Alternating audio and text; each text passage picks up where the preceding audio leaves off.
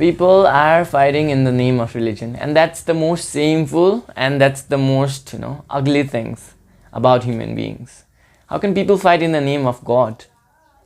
And for those people who think that their religion is the highest, their religion is biggest, and their religion is greatest among all, for those people, these people are the most stupid people and most ignorant people on the earth, who have made an organization out of religion, and they are just talking big about the organizations that they created on their own.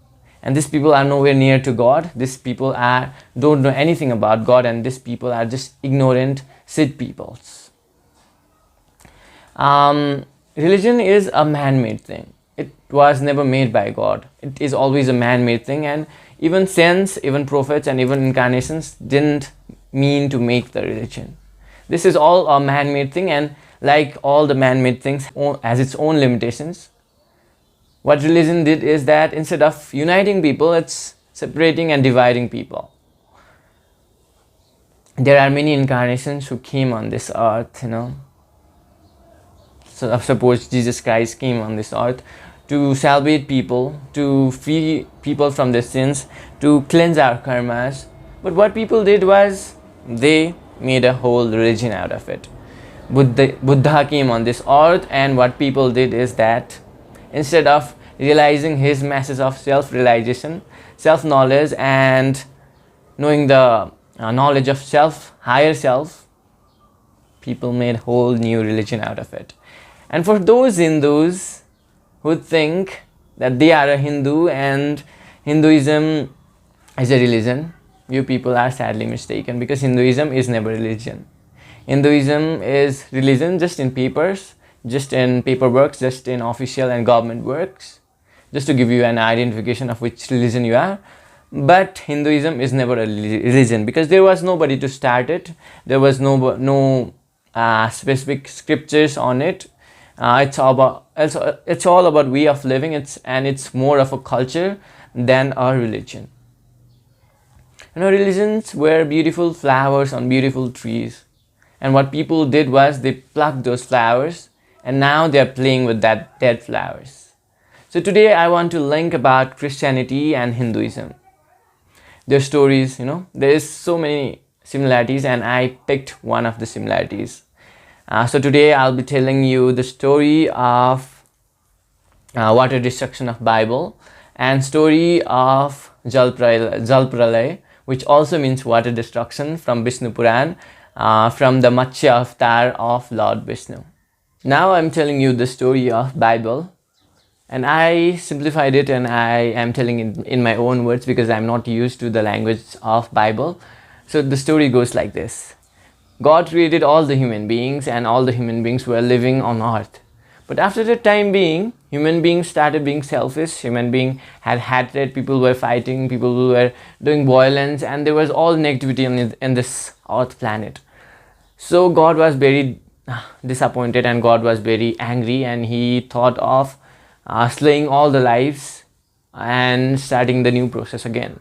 So God appeared before one of the greatest devotee, Noah, and told to him that I am destroying all these sins and all these evils and all these bad peoples and all those unnecessary creatures on this earth, and I am going to start the process of life again. But don't worry, I am not going to destroy you and kill you.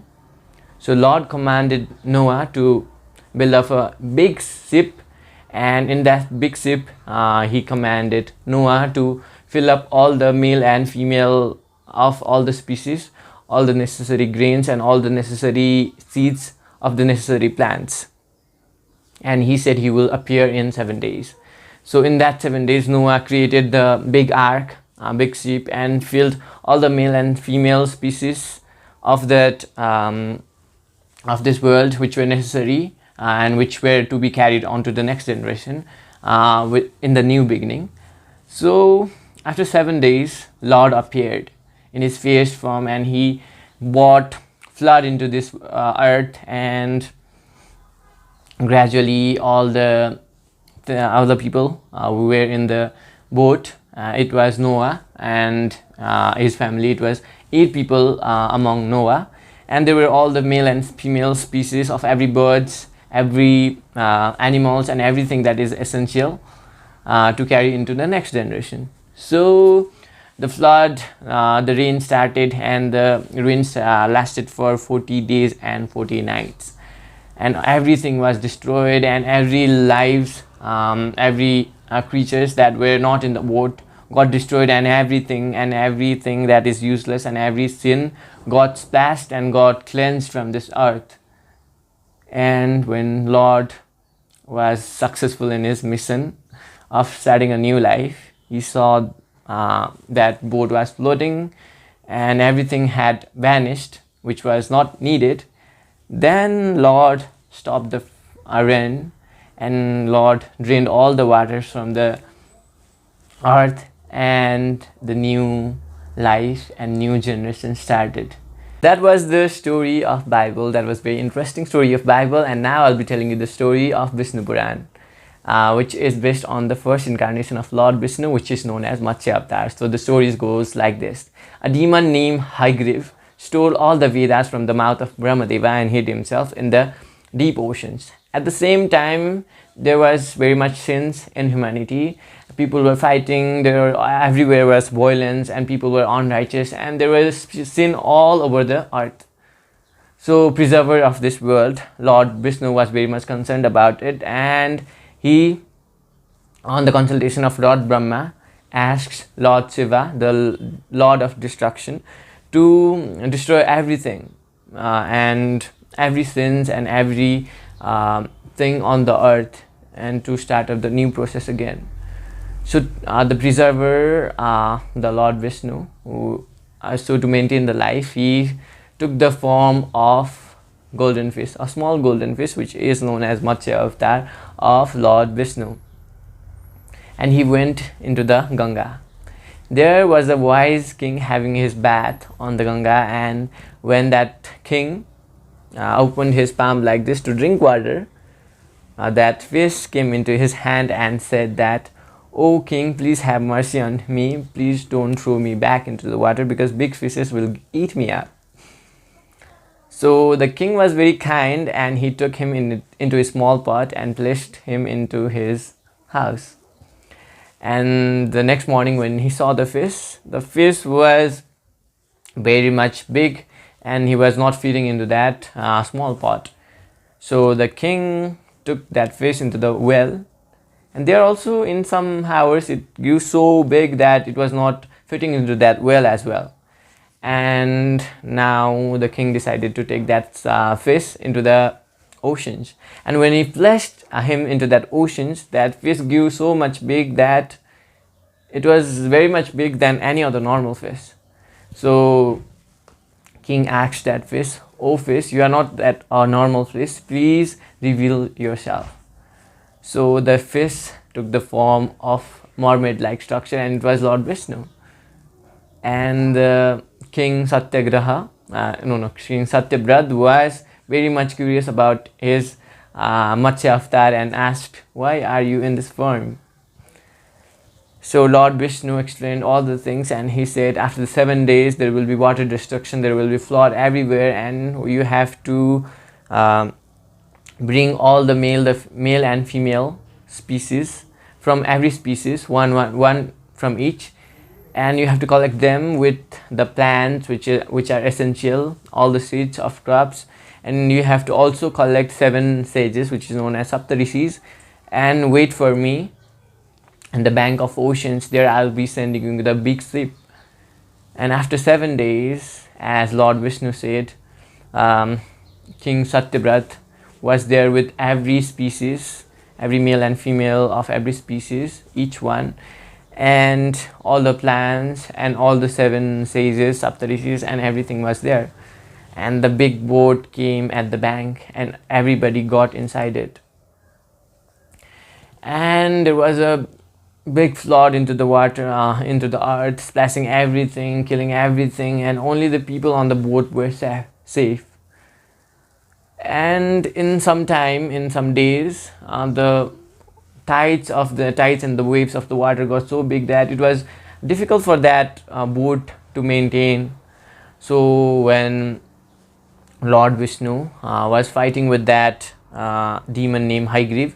He defeated him and he took all the Vedas from him, and he um, took again the form of golden fish, and there um, he said, appeared in front of that big ship and said to all of them, please tie yourself, your boat, into my horn.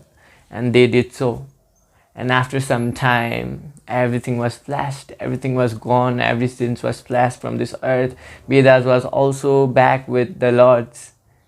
And then the new life started, new process of life started. And after hearing these two stories, a Hindu might come to me and say that Bible was written long after Visnupuran was written. So did the Bible copy from Visnupuran? The answer is big no, because why would somebody copy a story from somebody else? It's very irrational thing to do.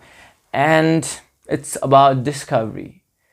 Here, if two scientists and two researchers are searching about the same topic, and if they both find out the truth, then they would come up with the same conclusions.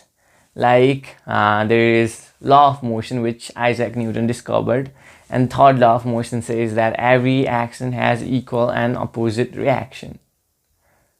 So there may be another scientist in the different part of the world at the different time who may be unaware about Isaac Newton discovering the laws of motion.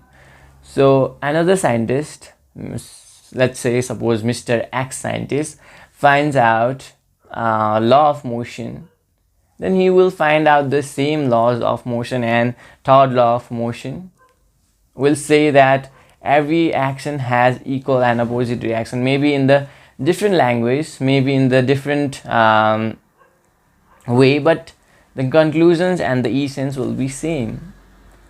Likewise, the story of Visnupuran and story of Bible was written in the different places, in the different cultures, so to make people understand and to simplify the story, it may be blended up to the cultures and traditions and the languages of people.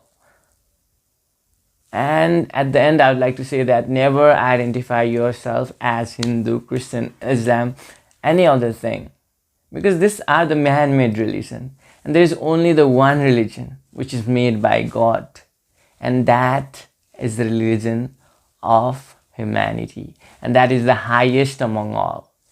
Thank you for watching till the end. If you like the video, don't forget to like the video and subscribe to my channel. And please don't forget to leave your valuable comments in the comment section below. I'll come up with the next video. Till then, I love you and may God bless you.